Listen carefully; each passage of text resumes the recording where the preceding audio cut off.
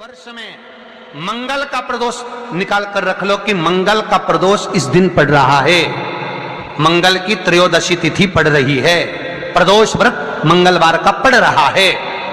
और जिन लड़का लड़की को मंगल होते हैं, जिन कन्या और वर को मंगल होते हैं, केवल शंकर भगवान के मंदिर में जाकर चौमुखी दिया, 4 बत्ती का दिया आटे का, उसमें घी डालकर लड़की शंकर भगवान के मंदिर में मात्र 7 बार शंकर पे से उतार कर 3 बार स्वतः उतार कर शिव के मंदिर में रख देती है। उसका मंगल आड़े आता ही नहीं है, मंगल नहीं आता सामने। मंगल प्रदोष व्रत का इतना महत्व है महाराज। मंगलवार की भौम प्रदोष का दिन हो महाराज। प्रदोष काल में, प्रदोष के दिन व्यक्ति के रीढ़ की हड्डी में परेशानी हो या रीढ़ की हड्डी तकलीफ दे रही हो, पीठ का भाग तकलीफ दे रहा हो, डॉक्टर बोल रहे हो गुड़िया खसक गया, या कोई क्रम मान लो कोई मस्तिष्क से जुड़ी बीमारी हो, ट्यूमर हो गया हो, कोई कुछ हो गया हो, गांठ पड़ गई हो मस्तिष्क के अंदर, शंकर भगवान को बीले का गुर्दा, जो बीला होता बील फल का अंदर का गुर्दा भाग शंकर के शिवलिंग पर प्रदोष काल में मल दिया जाए। मलने के बाद थोड़ी देर बाद उसको उठा लिया जाए, शिव जी का अभिषेक पूजन स्नान करा दिया जाए, पूजन स्नान आदि सब कराकर दिया बत्ती लगाकर भगवान शंकर के मंदिर पर ही बाहर बैठकर उस गुर्दे का थोड़ा सा भाग मुख में पालो, थोड़ा सा भाग लेकर आ जाओ। 7 से 8 दिन तक उस भाग का प्रतिदिन सुबह के समय पर सेवन कर लीजिए। गुर्दे की प्रॉब्लम हो या मस्तिष्क से जुड़ी हुई प्रॉब्लम हो, वो समाप्त हो जाता है महाराज। भौम प्रदोष के दिन मंगलवारी प्रदोष का स्मरण जो सुख दिया है वो आनंद हमारे यहाँ बहुत सुंदर कहा है शिव महापुराण में। प्रदोष व्रत कथा के अंतर्गत मंगलवार की प्रदोष पड़ती है तो शिव काशी में निवास करते हैं।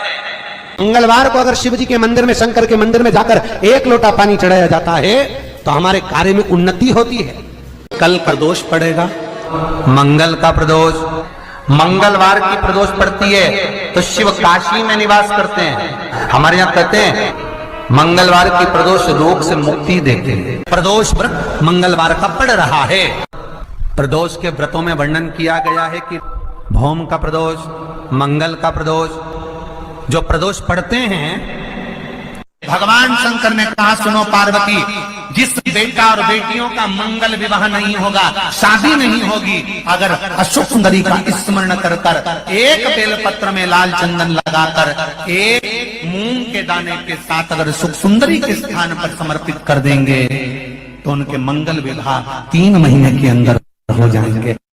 भगवान ने कहा जब प्रदोष काल हो, शाम का समय हो, उस समय पर बेलपत्री, पीपल और आंवले के नीचे लक्ष्मी तो कुछ देर के लिए विराजमान हो जाना।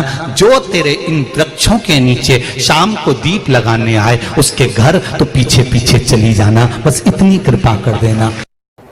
एक कनेर का फूल देवाधिदेव महादेव को प्रत्येक प्रदोष के दिन शिव जी को जल चढ़ाकर समर्पित करना प्रारंभ कर दो। 2 या 3 प्रदोष निकलेगी, मेरा देवाधिदेव महादेव तुम्हारी झोली खुशियों से। मंगल का प्रदोष निकाल कर रख लो कि मंगल का प्रदोष इस दिन पड़ रहा है। का व्रत करो चाहे ना करो, मंदिर में चढ़ी हुई बेलपत्र को उठा लो, बेलपत्र का ब्रह्म कमल बना लो। ब्रह्म कमल का मतलब होता है डंडी बीच में रहे, आसपास पत्तियां रहे।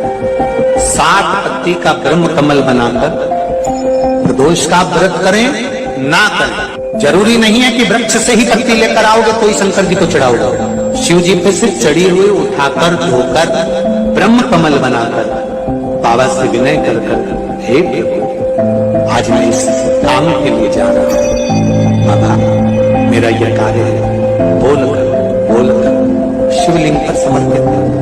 दिन भर के प्रदोष व्रत का फल बाबा एक बेलपत्री समर्पित करने पर ही प्रदान कर देगा। काल का दीप, प्रदोष काल की आराधना, प्रदोष काल की साधना और प्रदोष काल में परमात्मा का लिया गया नाम हमारे करोड़ों करोड़ों करोड़ों करोड़ों पुण्य को प्रबल कर देता है और हमारे पाप को छिन्न कर देता है। हमारे पाप आप लोगों में से कोई काशी गया होगा,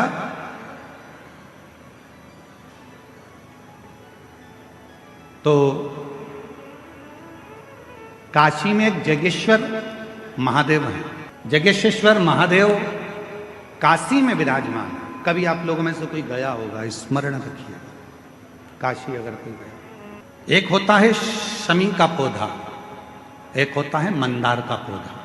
मंदार जानते हो सब लोग? बोलो तो जम के।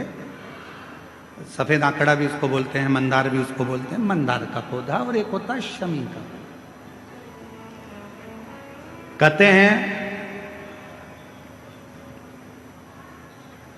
जिस व्यक्ति की जिंदगी में केवल घाटा ही घाटा लिखा हो, दुख ही दुख लिखा हो, और कई साल हो गए हों किराए के मकान में रहते हुए या तकलीफ को भोगते भोगते, परिवार में कहीं सुख है ही नहीं,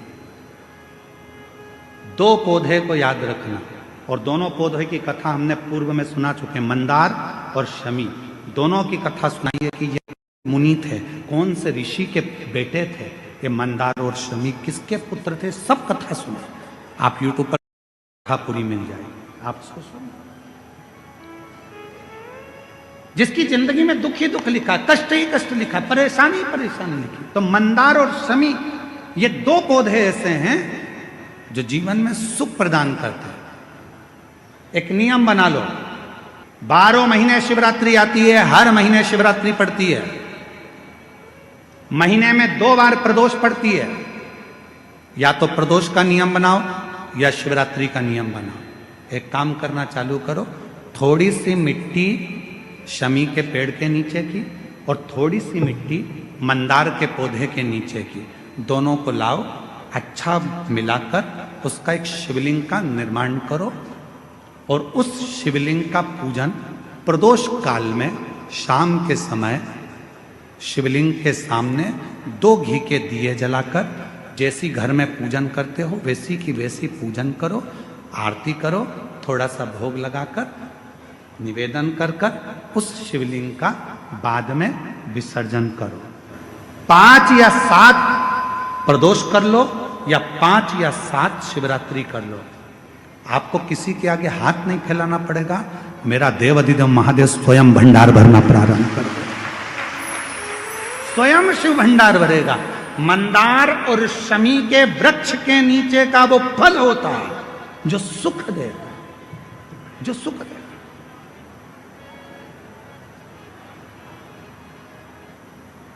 जो हमें आनंद प्रदान करता है। मंदार मतलब आप लोग जानते हो, वो सफेद आंकड़े की जो जड़ होती है, आंकड़ा होता है, उसके छोटे छोटे फूल होते हैं मंदार के, भगवान शंकर को चढ़ते हैं। और शमी की पत्ती तो आप लोग जानते ही हो, शमी का पत्र, इसके पौधे के नीचे और उसके पौधे, इसका वृक्ष और उसके वृक्ष के नीचे की थोड़ी थोड़ी मिट्टी प्रदोष काल में, या तो प्रदोष हो या शिवरात्रि हो, दोनों को मिलाकर उसका शिवलिंग बनाकर उसकी आराधना, उसकी 12 महीने प्रदोष आती है, 12 महीने शिवरात्रि आती है, 12 महीने आती है।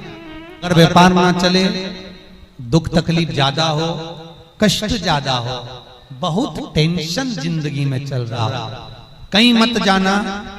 प्रत्येक महीने प्रदोष आती है, हर महीने शिवरात्रि प्रदोष आती है।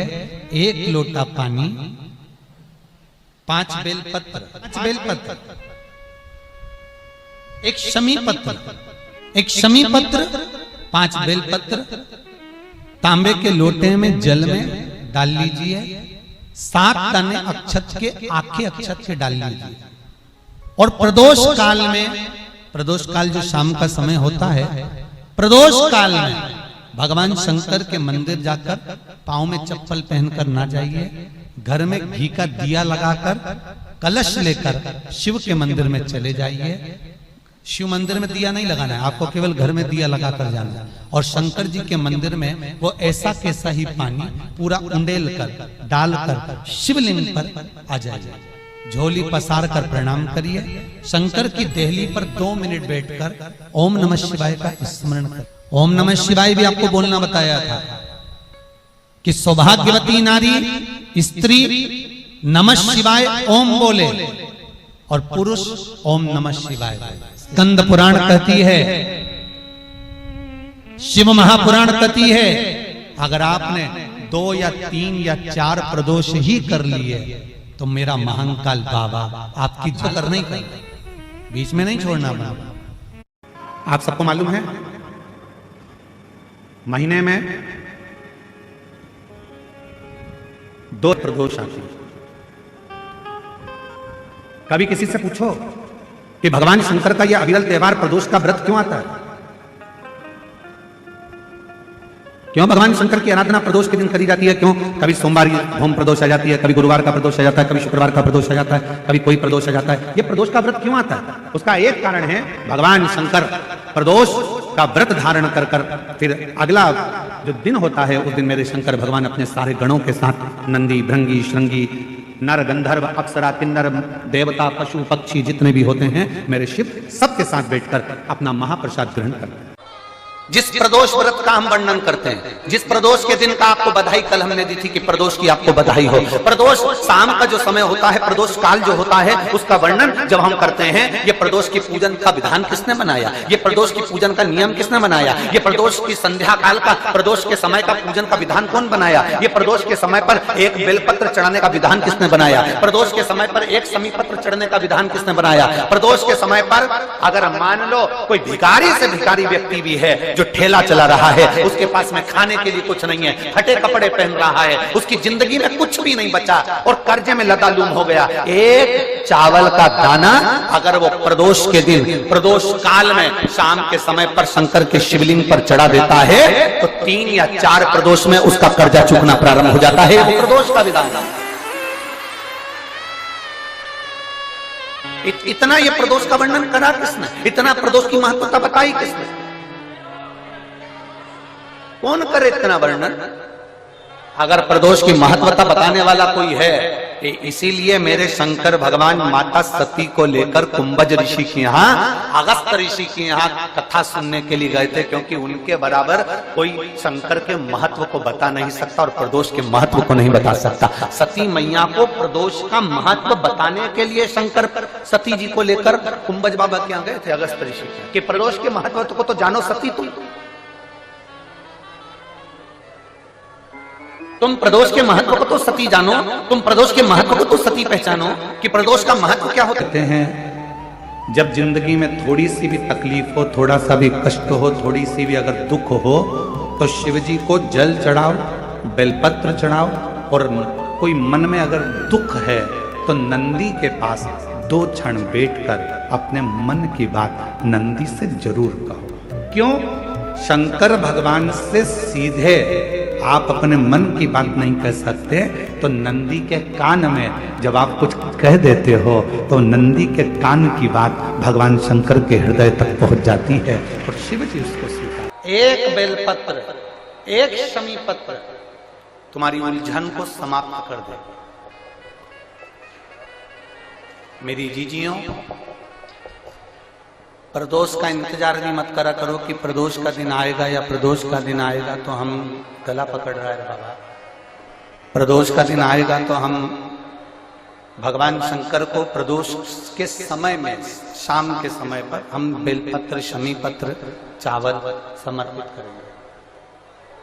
आप तो प्रयास करा करो,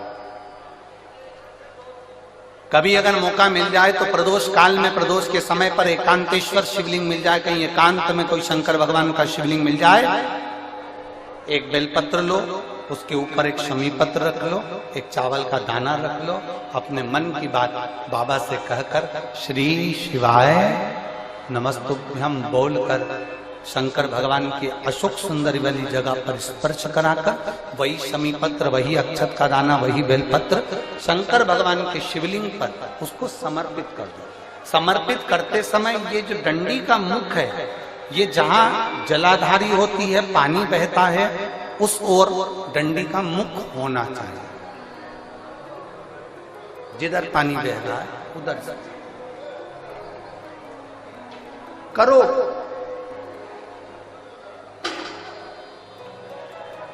प्रदोष काल में करी गई आराधना, प्रदोष काल में किया गया भजन, केवल प्रदोष के दिन ही नहीं, प्रदोष काल में कभी भी शंकर को याद करो। वैसे तो शंकर भगवान को याद करने के लिए कोई समय निश्चित नहीं किया गया कि इस समय शिव जी को याद करना है।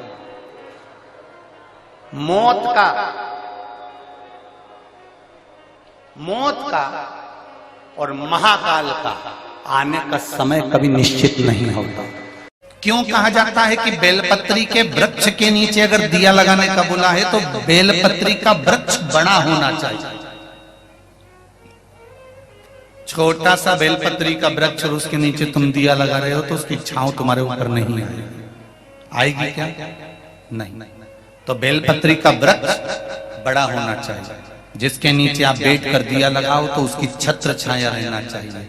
क्यों कहते हैं कि पंडाल में बैठकर जहां मौका मिल जाए, जहां जगह मिल जाए, पंडाल के भीतर बैठकर शिव महापुराण की कथा सुनना चाहिए। उसका कारण क्या है कि जो पंडाल बनता है वो शंकर भगवान की इस पोथी के ऊपर से चालू होता उससे जुड़ता 1 2 3 4 पीछे 5 साइड में 6 ऐसे बढ़ते जाए। जब एक दूसरे से जुड़ा होता है तो इसकी छत्र छाया अंत तक पड़ी रहती है, जहां तक आप बैठे।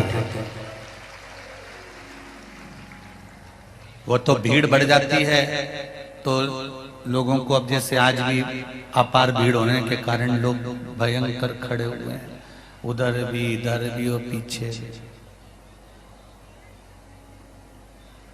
पर फिर भी हम तो कहेंगे अगर कहीं मौका मिले, आपको जगह मिल जाए तो बैठने का भी प्रयास करना। फ्रिज में जो सामान रखा जाता है, फल रखे जाते हैं तो वो सड़ते हैं। अरे बोलो जल्दी से, नहीं। फ्रिज में दूध रख दोगे तो फटेगा। अरे पीछे वाले भी बोलो रे, नहीं। फ्रिज में सब्जी रख दोगी वो सड़ेगी? नहीं। फ्रिज में अगर तुमने सामान रखा है तो वो खराब नहीं होता। उसी तरह कथा सुनने जाओ तो पंडाल के अंदर बैठो, क्योंकि ये वो फ्रिज है जिसमें एक बार कोई पहुंच जाता है तो संसार में सड़ता नहीं।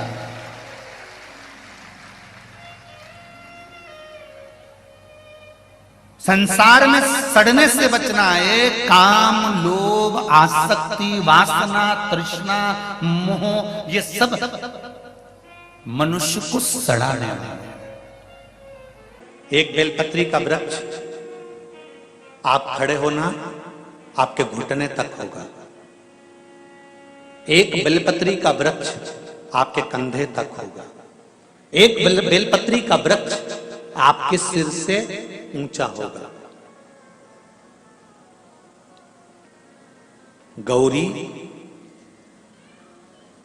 कात्यायनी और महालक्ष्मी, 3 बेलपत्री के वृक्ष की अवस्था रहती है। कौन से बेलपत्री के वृक्ष से पत्तियों को तोड़ा जाता है? जम के बोलो जरा। कौन से बेलपत्री के वृक्ष से पत्तियों को लिया जाता है? गौरी से? बोलो जरा। नहीं। कात्यायनी से? नहीं। बेलपत्री की पत्तियों को लिया जाता है महालक्ष्मी से। किससे लिया जाता है? महालक्ष्मी से, जो तुम्हारे सिर से ऊपर हो, जिसकी छाया तुम पर पड़ रही हो। ऐसा वृक्ष, बड़ा वृक्ष होना चाहिए, जिससे पत्ती को लेकर जब हम शंकर भगवान को समर्पित करते हैं तो लक्ष्मी को जब हम लेकर आते हैं और भगवान शंकर को जब देते हैं और उस पत्ती को हम वापिस जब उठाते हैं तो भगवान महालक्ष्मी को अपने घर में प्रदान कर देता है। ऐसी वृक्ष से पत्तियों को लेना चाहिए। पर आज के जमाने में लोग इतने समझदार हो गए, बड़े वृक्ष से कौन पत्ती तोड़ने जाए। छोटे छोटे वृक्ष लगे, उन छोटे से वृक्ष में से पत्ती तोड़ ली, छोटी सी पत्ती तोड़ ली। अरे शास्त्र कहता है यहां तक वर्णन करता है शास्त्र, अगर आपके घर में तुलसी का पौधा छोटा है तो वो कुमार अवस्था का होगा। वो तुलसी का पौधा जब घेर घमोर हो जाता है तब अखंड सौभाग्य को देने वाला हो जाता है। उसमें से पत्तियों को उतारा जा सकता है, उसमें से आप कोपल को उतार सकते हो, उसमें से पत्ती को आप उतार सकते हो। उसी तरह बेलपत्री के वृक्ष में भी जो वृक्ष लक्ष्मी महालक्ष्मी का तुल्य हो, उसमें से आप बेलपत्र को उतार सकते हो। छोटे छोटे वृक्ष की पत्ती को तोड़ना यह उसमें का है जैसे छोटी अवस्था की कन्या के साथ में अपशब्द कहना, ताने देना या उसको आड़ा टेढ़ा कह देना।